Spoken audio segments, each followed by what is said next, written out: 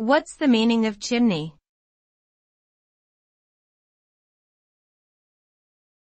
Chimney.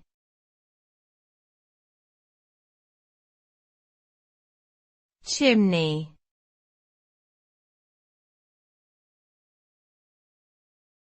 Chimney.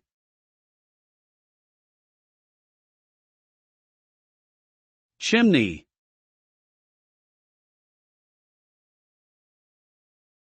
A chimney is a vertical structure, usually made of brick or stone, that provides ventilation for smoke, gases, and hot air from fireplaces, furnaces, stoves, boilers, and other heating devices.